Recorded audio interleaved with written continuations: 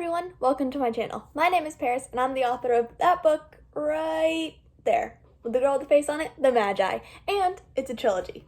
But in today's video, I'm not going to be talking about the projects you guys know about. I'm not going to be talking about The Magi and book 2, which is, being called IOF right now. I'm going to be talking about how to write a secret project. Now, I know, how to write a secret project, step number 1, don't tell anybody what you're writing. But I'm going to tell you guys a little bit about how to actually tease a secret project without spoiling the secret project. Alright, first things first, how do you come up with a secret project? Same thing as you would be coming up with the next book in a series. If you're writing a new standalone novel, same type of thing. Or maybe it's something that isn't a book itself. Maybe you're working on creating an audiobook or you're designing merch. Whatever it is, you can have a secret project that you can actually talk about. And in some circumstances, it's actually a good idea to talk about secret projects. And I'm going to give you guys a little explanation of why I feel that way. So if you have, let's say you have 2 projects. You have your main project that people know about. Let's say I'm using myself as an example. You guys know I have the Magi. So you guys know about the Magi, and then I have a secret project. So I just have 2 straight projects. If I publish the Magi, pretending in the scenario that the Magi is a standalone, by the way, publish the Magi, and now I'm working on my secret project. If I don't tell you guys that I have something else coming, if I don't tell you guys that I have a secret project, it's going to kind of seem like I've dropped off the face of the earth a bit. I'm not going to be on people's radar anymore to have something else to be excited for. Sure, I can still advertise my book. You guys might still be excited about my book, 10, 20 years from now type of thing. Sure, that could happen. But if I'm not actively, working on the next thing and telling you guys that I'm working on the next thing, it's going to seem like a one and done deal. Without actively posting about what you're working on, you might lose a little bit of your own personal hype outside of your book. Because if you are liked as a person, you're more likely to get more sales just because of name recognition. People will see your name on the book and think, oh, I know that person. I follow them on Instagram or I subscribe to their YouTube and I think they're pretty cool. So I'm going to buy their book to support them. That type of concept. If you're working solely on a secret project and you don't tell anybody that you're working on a secret project, it's going to kind of seem like you fizzled out a little bit, and then when you come back in, you're going to have to rebuild that hype. But if you tell people I'm working on a secret project, that's going to get some interest. Secret projects are going to spark some questions. What is the secret project? Is it a new book? Is it just a short story? Is it merchandise? Is it a hardcover versus a paperback version of the book? What is the secret project? It's going to make your followers ask questions. It's going to get them interested. It's going to get them excited about this secret thing. And you can tease about it a little bit. Oh, I'm working on a new exciting stage of my secret project today, or my secret project's going well. Or maybe if your secret project's a book, share some quotes with it. I'm personally doing that. My nano project actually is a secret project. That is why secret projects are on my mind right now, because I'm working on a pretty big one. I'm using my tactics that I'm telling you guys right now. I'm teasing you guys about it. I have something huge coming. I just can't tell you guys the actual details.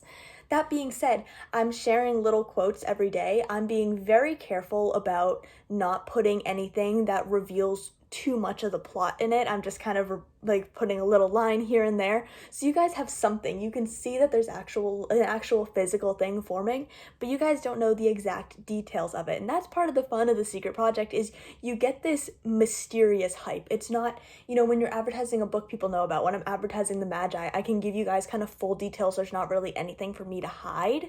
But when it's a secret project, I can be kind of like mysterious about it. And it's fun for you advertising, and it's fun for your followers to be getting in on the mystery, making guesses. What is the big secret? I think a lot of people on here actually do have secret projects. I've seen many people I follow say, oh, I'm working on a secret project, or I'm working on XYZ, it's a big secret, I have a surprise coming, I have a collab coming, things like that. That's how you advertise. You tell people you have a secret project. But what if, this is a long-term project and you're trying to come up with a name for it that doesn't spoil? I know for me personally, using acronyms for what I'm calling it, or giving it some sort of nickname, is a big help, because it can give you kind of name recognition for this secret project that's not just secret project. Granted, I do have some secret projects that I just call secret project. I'm gonna be honest, I do have that, but some of them, some of my bigger ones, some of my favorite ones that I want to talk about a little bit, that I want to tease about, have been giving names. For me, mine right now is ROTM. That does stand for something, but it doesn't stand for the series name or the actual title of the book. It stands for something related to the book, so it kind of has a little bit like, eventually the context of it will make sense to you guys when I share more about what this project is.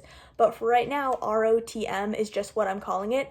And when it's actually, finished, this project, it's gonna have a completely different name, but for now, I can tease with it. So get that name recognition out there, and then when you get onto the big reveal of what it is, and you can use a nickname even if it's not a book, if it's an audiobook, if it's merch, if you're deciding to come out with a hardcover, you can give it any nickname. It doesn't even need to be related to it. You can just give it a random nickname so that when your followers hear you talking about it, they immediately know, oh my gosh, that's, Paris's secret project she's talking about right now. I wonder how it's going. I wonder when she's going to reveal more about it.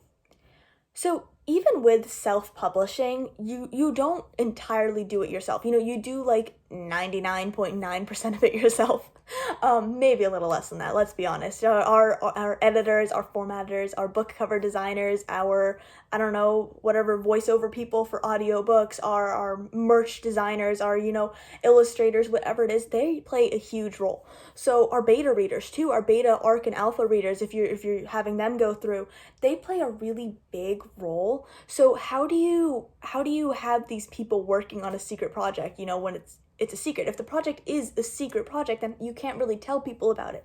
This is where you gotta start adding people in that you trust. I recently had a smaller secret project that has been pushed back but is not off the radar. It's not done with by any means. I actually still have big plans with it, but it's been a little bit paused.